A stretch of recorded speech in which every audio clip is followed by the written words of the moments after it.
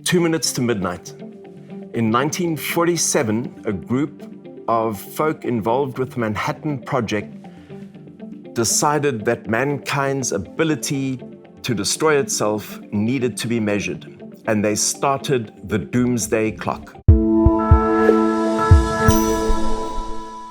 Back in 1947, this was approaching the Cold War, and the folk that were involved in the Manhattan Project were the people who had wreaked havoc on Nagasaki and Hiroshima, and they were petrified at this thing that they had developed, this nuclear bomb that could literally wipe mankind off the face of the earth. So they started an association, a group called the Doomsday Clock, and back then the clock was set to 7 minutes to midnight.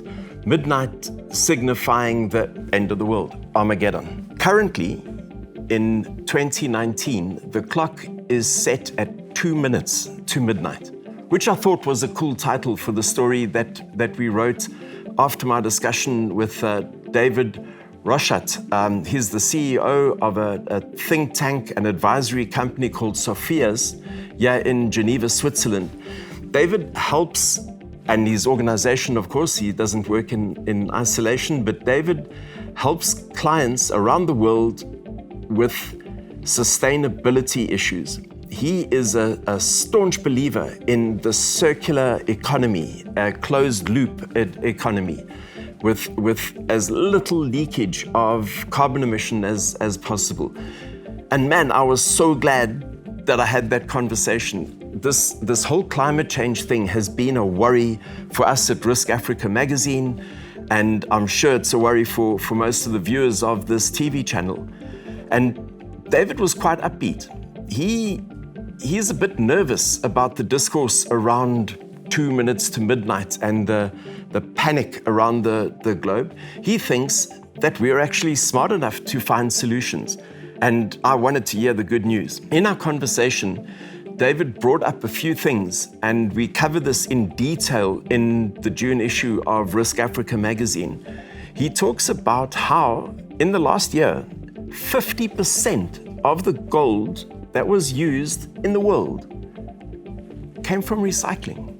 Yeah, your smartphone, your iPad, these products, when they get to the end of their life, are a treasure trove of precious metals, of reusable sources. We don't need to keep mining new stuff and producing more carbon emissions.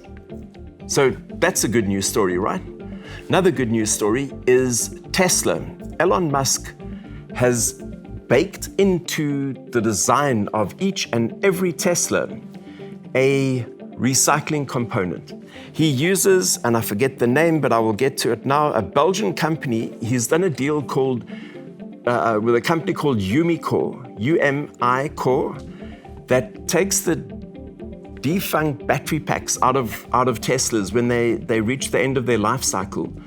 This company completely breaks down the old battery pack and then turns it into products and byproducts that are recycled into LCO.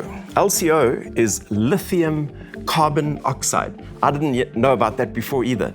But LCO is a critical component in the manufacture of batteries. And this company, the Belgian company called Umicore, is now the world leader, the biggest supplier of LCO to battery manufacturers around the world. Another good news story. Rochat is not one of the things that he was a little perturbed about, and where his company, Sophia's, offers assistance to governments around the globe, is the mining of old tech. So quite legitimately and legally, companies take their tech waste and they dump this into mainly developing countries in Africa, where they end up on dumps, on landfill sites. And these landfill sites are a source of revenue for locals, and unfortunately at the moment it's a bit of a nightmare because it's an unregulated industry. The kids swarm up the mine dumps, they strip the tech for their inner components. The problem, as Dave Rochat explained to us, the problem is without regulation, there's a lot of the same chemicals, the harsh chemicals that are used in traditional mining are also used in the making of, or the recovery of gold and precious metals. So there's acids and bad things that are hurting people. You can read all about Dave Rochat's interview and why he's bullish about our survival in the June issue of Risk Africa magazine. Thank you for watching.